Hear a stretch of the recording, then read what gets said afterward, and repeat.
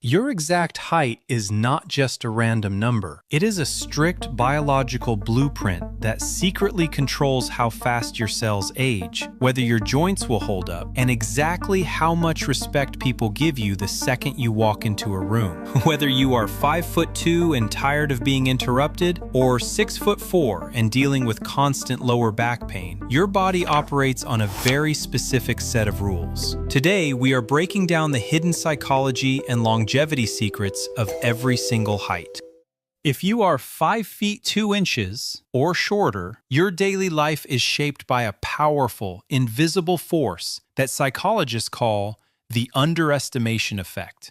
Think about your typical day. Have you ever noticed that in group conversations, people seem to talk over you or interrupt you more often? It feels personal, doesn't it? But sociological studies show this isn't usually a malicious act. It's actually a glitch in the human brain. When a taller person looks at someone shorter, their brain automatically registers a lower physical threat. Because of that, they subconsciously drop their guard. They start to reveal information they would normally keep hidden. They speak more freely. They vent.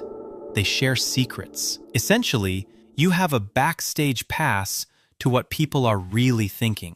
While taller individuals are constantly navigating aggressive, competitive posturing in the office or at social events, you get to bypass all of that. You aren't seen as a rival to be defeated. You're seen as a confidant. That is a massive strategic advantage if you know how to use it. From a biological standpoint, your frame is a masterclass in efficiency. If we look at clinical research into human longevity and how our cells age, there are huge benefits to having a smaller footprint. Think of your body like a high-efficiency engine. A compact body requires significantly less fuel, meaning calories, to keep your organs running perfectly. Your heart is the big winner here. It doesn't have to pump violently against the heavy pull of gravity to get oxygen all the way down to your feet or up to a distant brain. Everything is closer together. Because of this, your cellular turnover rate is lower. In plain English, your cells don't have to work as hard to replace themselves. Scientists studying aging often link this to a lower risk of age-related issues and a much more resilient immune system. You are built to last. Mechanically, your body is optimized for absolute stability. Because your arms and legs are shorter, the physical distance your muscles have to move a heavy object is much smaller. You don't have to deal with the long lever problems that plague tall people, the backaches, the wobbles, or the joint strain when lifting something heavy. The winning strategy for this height is to master the verbal space. You don't command a room by being the biggest person there. You command it through precision. Use short, powerful sentences. Maintain unwavering eye contact. When you speak with calm, unshakable certainty, the contrast between your physical size and your mental presence is shocking to people. It shatters their initial underestimation and earns you a very specific, high-level kind of respect. Now, let's move into the 5'3" to 5'6" range. Behavioral scientists call this the negotiation zone. In this bracket, you aren't immediately labeled as small, but you also don't trigger that automatic boss response people give to the very tall. Your height isn't doing the work for you, which means your personality and your signals carry double the weight. Clinical psychology shows that people in this range have a unique kind of social flexibility. You are seen as approachable and grounded. You aren't imposing, and you aren't distant. This is a superpower for leadership. Why? Because you have to build your authority on pure competence and emotional intelligence. Studies on long-term leadership success show that people in this height range often outlast their taller peers. Taller people sometimes rely on their presence to get their way, but you've had to learn how to actually be good at what you do. You've learned how to communicate, how to strategize, and how to read the room. Your posture, the steady rhythm of your voice, and your ability to stay cool under pressure are your primary tools. When you show up with consistent confidence, people adapt to your authority quickly, and more importantly, they stay loyal to you because your leadership feels earned, not forced. Biologically, you are in the sweet spot for movement. Your muscles and bones work together without wasting a drop of effort. Your limbs are a perfect length to move fast, change direction easily, and build power in an instant. The best part? Your risk of chronic joint pain is incredibly low. Orthopedic studies spanning decades show that people in this range have far fewer issues with spinal compression or worn-out knee cartilage. You have a chassis built for endurance. You don't need a massive amount of food to keep going, but you can deliver a high, steady output of energy all day long. The rule for you is simple: be consistent. Since people don't make extreme assumptions about you when you walk in, they watch your actions. Master your tone of voice, keep your shoulders back, and you control the narrative. If you measure between 5'7" and 5'10", you are living in the baseline of the modern world. This is the neutral zone. Think about it. Your height almost never crosses someone's mind when they meet you. You don't trigger the protective instinct of a small frame, and you don't trigger the threat instinct of a giant frame. You are the standard. Anthropologists have found that almost everything in our society is built for you. Kitchen counters, the legroom in your car, the height of a standard office desk, the size of a chair.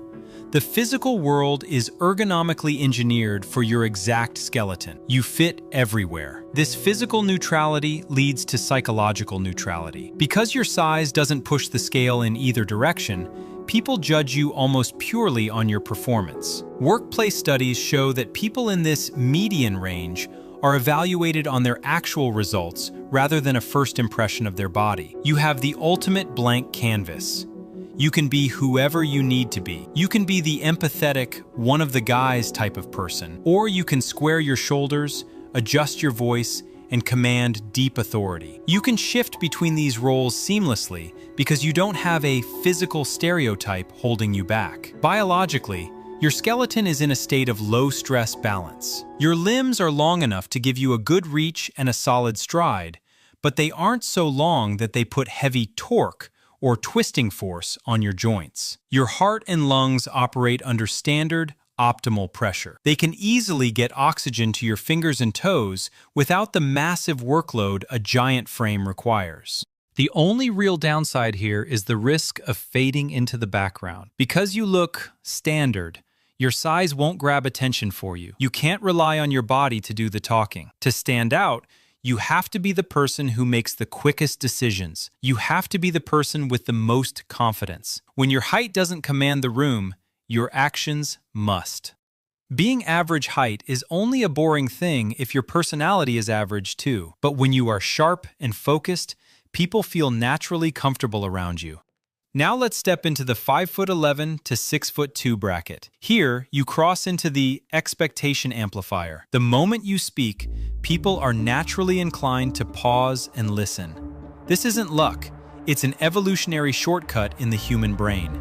We call this the halo effect. Research into corporate leadership shows that a huge number of CEOs and public figures fall exactly into this height range. The human brain subconsciously links this size with health, capability, and the potential to lead. You get credibility momentum the second you walk through the door. People look to you when things get chaotic or when they need a leader. However, this biological advantage comes with a very real hidden tax.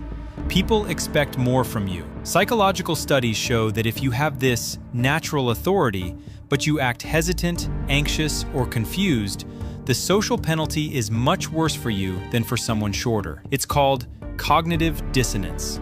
People's brains can't bridge the gap between your tall, confident-looking frame and your nervous behavior. If you're tall but indecisive, you lose respect much faster. Biologically, your body is a high-maintenance machine. You have a larger frame, a longer stride, and you cover a lot of physical space. This is great for sports or being spatially dominant, but it takes a lot of resources. Your heart has to work much harder to pump blood against gravity. Your daily calorie needs are higher to keep your muscle mass and bone density healthy. Because your arms and legs are longer, lifting weights actually requires more physical force than it does for a shorter person. Your strategy is simple. Match your inside to your outside. You already have the room's attention. Your only job is to stay calm and competent to prove people right for looking at you. If you fall between 6'3" and 6'5", you don't just occupy space, you change the energy of the room. The human nervous system reacts to your size instantly. Deep in our primitive brain, we see someone your size and immediately calculate the cost of a fight. Subconsciously, people realize that challenging you is a high-risk move. As a result, you'll find that people are more cautious around you. They critique you less, they negotiate more gently, and they rarely start trouble. This is a huge win for establishing dominance, but it has a side effect. It kills your approachability. People can be intimidated by you without you even opening your mouth. Even a neutral face on someone your size is often interpreted as being angry or judgmental. To be successful, you have to actively practice the psychology of warmth. You have to intentionally smile more, use open body language, and speak with a calm, gentle tone. You never need to act powerful. Your skeleton does that for you. Your daily job is to make people feel safe around you. Biologically, your body is under constant stress. Your heart is working overtime to pull blood up from your legs. Because your limbs are so long, they act like massive levers, putting intense pressure on your knees, hips, and lower back. Cartilage wear is a real concern. For you, core strength and mobility work aren't just good ideas. They are mandatory if you want to be walking comfortably in your 60s and 70s. Your power is absolute, but the maintenance is high. Finally, if you are 6'6" or taller, you are a rare sight. The human brain is hardwired to notice rare things. You don't get to blend in, ever. Because you are so unusual, people make up stories about you. They assume you're a pro athlete or a gentle giant. Being watched all the time is exhausting, but it gives you a built-in platform. You have everyone's undivided attention. If you stay grounded, your ability to influence people is higher than anyone else's. Biologically, your body is like heavy machinery. The stress on your joints is extreme. A slight slouch that wouldn't hurt a shorter person can cause permanent damage to your frame. Plus, the modern world, from doorways to airplane seats, is basically built to be uncomfortable for you. You have to be the most intentional person in the world about your posture and joint health. Every height has its own blueprint and its own set of rules. There is no perfect size. There is only how well you master the body you were given. I'd love to hear how this plays out in your life. Drop your exact height in the comments below and tell me, how does it feel for you to navigate the world? Take care of your body, and I'll see you in the next one.